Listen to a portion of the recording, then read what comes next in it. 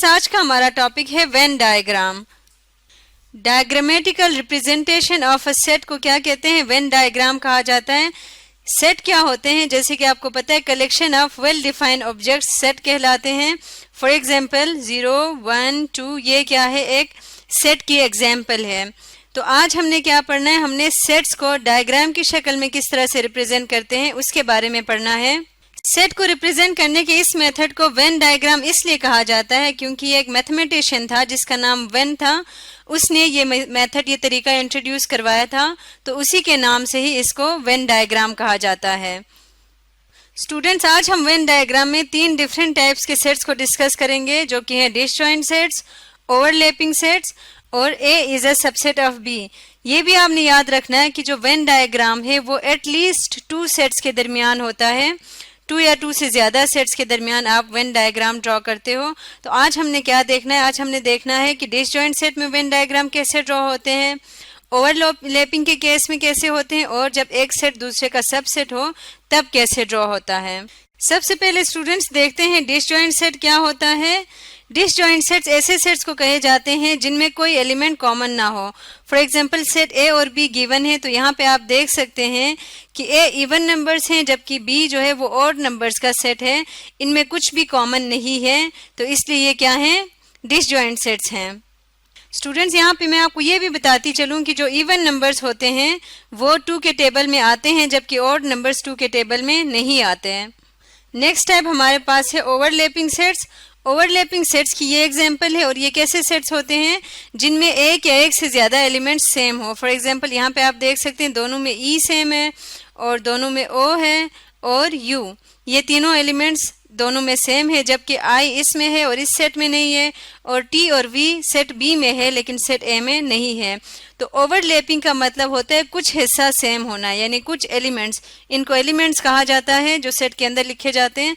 तो कुछ elements same हो तो उसको कहते हैं ओवरलैपिंग सेट्स।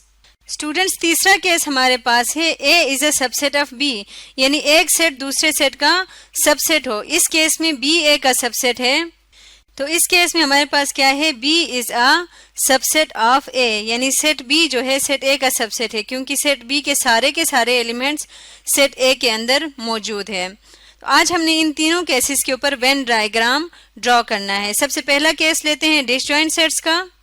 डिसजॉइंट सेट्स को हम स्टडी करते हैं, तो इसमें हमने 3 सेट्स ले लिए। एक सेट है U हमारे पास जिसके एलिमेंट है 1, 2 से लेकर 10 तक। दूसरा सेट हमारे पास A है और तीसरा सेट B है। अब जैसे आप देख सकते हैं ये डिसजॉइंट है, यानी इनमें कोई भी एलिमेंट्स कॉमन नहीं है। स्टूडेंट्स, वेन डायग्राम में ये जो रेक्टेंगुलर शेप होता है ये यूनिवर्सल सेट को रिप्रेजेंट करता है, और यूनिवर्सल सेट का नाम हम यहाँ पे लिख देते हैं U। सेट के एलिमेंट्स लिखने की जरूरत नहीं है। इस सेट को यूनिवर्सल सेट कहा जाएगा, जो मैंने यहाँ पे लिखा हुआ है। यूनिवर्सल सेट से मुराद ये है कि इसके अंदर जो सेट ए के एलिमेंट्स हैं वो सारे भी मौजूद हैं और सेट बी के एलिमेंट्स भी सारे इसके अंदर मौजूद हैं।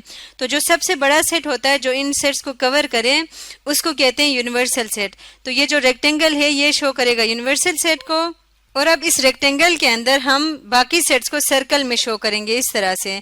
ये सेट ए है हमारे पास, यहाँ पे इसके ऊपर A लिख देती हूँ, और ये सेट हमारे पास B है। चाहे तो आप अंदर भी लिख सकते हैं इसके। अब इसके बाद इनको क्या कहा जाएगा? ये डिसजॉइंट सेट को रिप्रेजेंट करने का तरीका है कि वेन डायग्राम के जरिए हम डिसजॉइंट सेट्स को इस तरह से रिप्रेजेंट करते हैं कि दोनों सर्कल बिल्कुल अलग अलग होते हैं। स्टूडेंट्स, अब हम नेक्स्ट केस देखते हैं ओवरलैपिंग सेट्स का। ये हमारे पास ओवरलैपिंग सेट्स का केस आ जाएगा।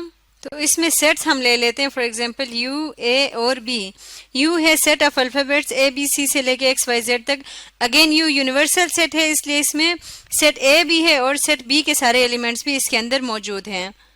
अगेन रेक्टेंगल जो है वो शो करेगा यूनिवर्सल सेट को, और ये दोनों सर्कल्स एक दूसरे के ऊपर ऐसे आए हुए होंगे जिसको कहते हैं ओवरलैप करना, यानी दोनों सर्कल्स का कुछ हिस्सा सेम है। ये सर्कल इसके ऊपर आया हुआ है, तो ये हमारे पास है यूनिवर्सल सेट, और ये सेट हमारे पास A है और ये सेट हमारे पास B है। स्टूडेंट्स, तीसरा केस हमारे पास है B is a subset of A। इसमें यूनिवर्सल सेट और A और B हमने ले लिया। यूनिवर्सल सेट क्या है? First 10 natural numbers. Natural numbers कौन से? जो 1 से स्टार्ट होते हैं।